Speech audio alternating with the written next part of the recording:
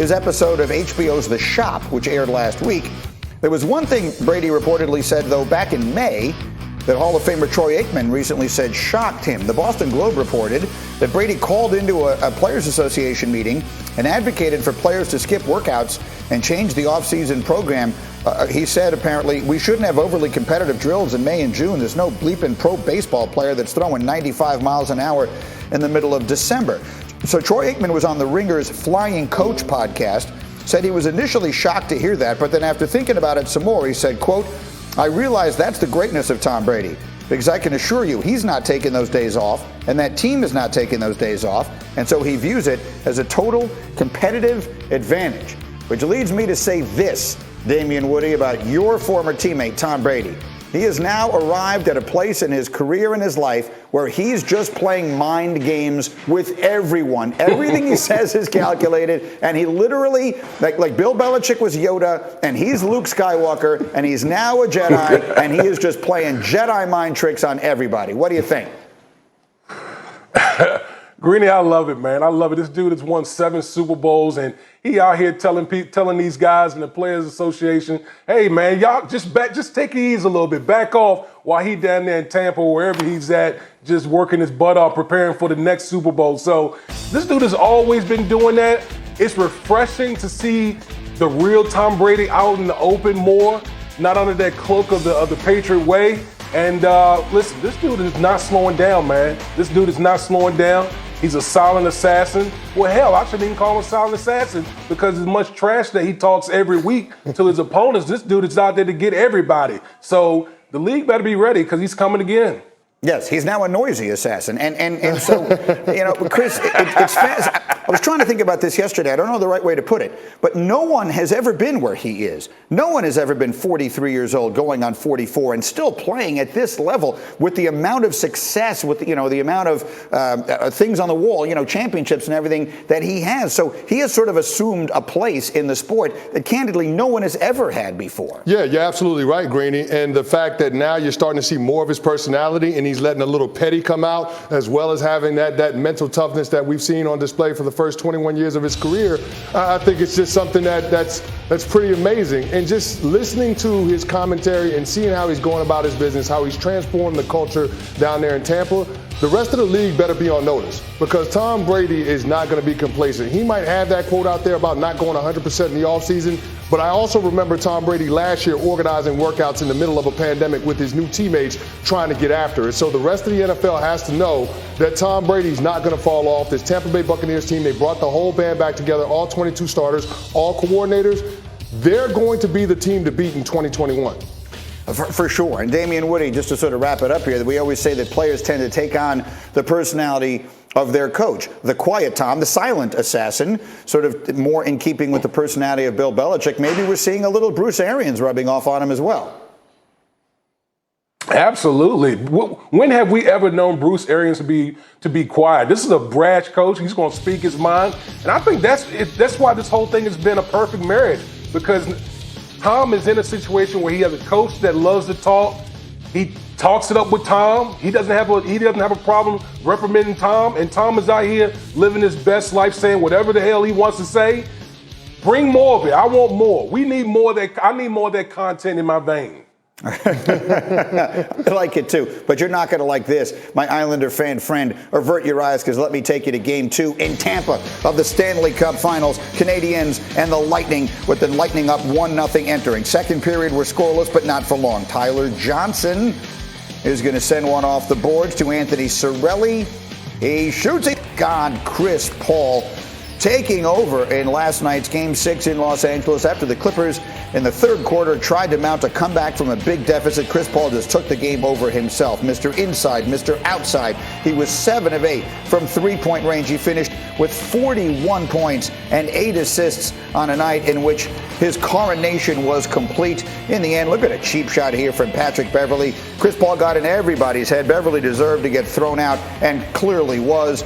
But in the end, it was about the celebration. Chris Paul, Monty Williams. Paul had 31 of his 41 in the second half, and he's on the way to the NBA Finals for the first time in his career after 1,213 career games.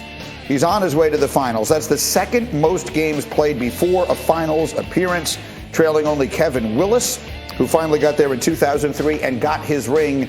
We'll see if Chris Paul is able to get his. And I'll bring back Seth and Tim here. Our basketball conversation this morning continues. And Seth, let me ask you, what would a championship now mean for Chris Paul's resume and for his place in the history of the game?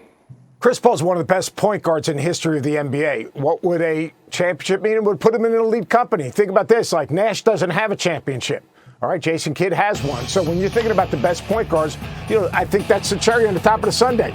I mean, like, Chris Paul is just different, but he's also different in relation to the point guards that we have in the NBA right now. You think about the NBA point guards right now, it's Curry, it's Lillard, it's Irving, it's Westbrook. They're different. They're not point guards like Chris Paul. Chris Paul is a leader. He's a play starter, a playmaker who can score. Those other guys are ball guards. A championship separates him from a lot of people. This dude right here, to me, not only his game, not only his playmaking, but his leadership is just different. 5-time first-team All-Defense, 4-time first-team All-NBA, an Olympian. An NBA championship is just the icing on the cake. That's fair, and I think a lot of people will share it. I think a lot of people, absent their own allegiance, will be rooting for him. That said, Tim Legler, I think this just has to be on the table somewhere. In this postseason, the Suns beat the Lakers without Anthony Davis. They beat the Nuggets without Jamal Murray. They just beat the Clippers without Kawhi Leonard. They may wind up taking on, let's say, a Milwaukee team without Giannis. Those are just the facts. In what way should that impact the way we view this championship if they win one? Well, we have to be realistic about it, right? And you have to say to yourself, if those guys are healthy, the landscape looks different in the NBA. You look at the Suns and look at their path and the way it's been cleared out. For me, if Jamal Murray stays healthy, and they made that Aaron Gordon trade, I'm making the Denver Nuggets the favorite. But that didn't happen. The Lakers beat up by injuries coming from the 7-hole. They're not able to overcome that. You get the Clippers without Kawhi Leonard. You get the Nets decimated. You get the Sixers taken out by Atlanta. So all these teams taken out. So you have to be realistic about, what this path looked like. But at the end of the day, that's only going to be in the moment, Greeny. Down the road, that's not going to matter. When we talk about this team in this season and the Phoenix Suns, if they're able to get this thing done and get across the finish line and win this championship, we're not going to remember that and talk about all that at the time. These are always products of the moment when you have teams that take certain paths. This is an overachieving team in relation to, are they a finals team? No, nobody saw this as a finals team. But have they been good and impressive in the postseason? It's a war of attrition. They've had everybody standing here when it mattered most. They've had huge performances when it mattered most. So I think ultimately that's the context we're going to look at this. Yeah, I'm looking at some quotes here, Seth, from Paul George last night, who was asked about having to play without Kawhi. And he said if Kawhi was here, quote, we'd be going on. This series would be a lot different. Talk about one of the best players in the league being out, yet we were inches away from getting to the next round. That's going to be really the interesting piece of this. What is the right thing to say about the path that they got?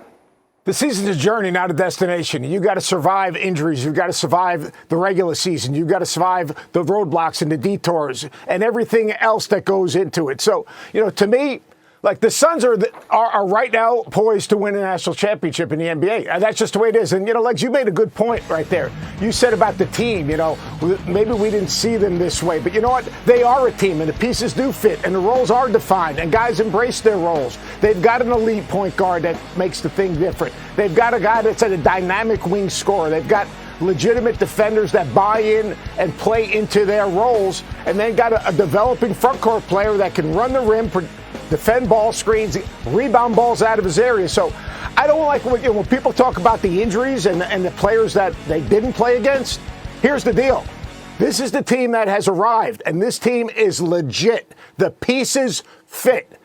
Quite honestly, I think right now, without a doubt, they're the best team that's standing, and I'm not surprised. I wouldn't be surprised if they would be standing if all those other teams were healthy. Actually, they might be a year ahead of schedule, right? Exactly. If you look at it, Tim, you look at it, DeAndre Ayton and Devin Booker, two young players who look or are coming into their own and look like they could be an extraordinary duo going on with Chris Paul at the age of 36. I mean, I just like the way they check every box. It's a backcourt-driven league. They've got 2 stars in the backcourt. They've got a young big man that really came into his own. His rebounding was an incredible force in this series. And then there are other guys that do both things, defend and they can shoot threes. Crowder and Bridges at the top of the list. They've got guys coming off the bench that come in and contribute. Monty Williams has an incredible connection to this roster. It's obvious. They care about each other. They care about him. That goes a long way in coaching. When you care about each other and you enjoy the process, you like going into the locker room every day with the guys next to you. You like running out of the tunnel onto the floor every night with the guys next to you. That does matter. They clearly have captured that here. And if they can add another piece, another guy that can get his own shot to come off the bench, yeah, Phoenix Suns are legit. I love the fact that they check every box you want in terms of personnel. All right, so we'll leave that there for the moment. Much more that we will do on this, guys. Stay close by as Chris Paul is on his way.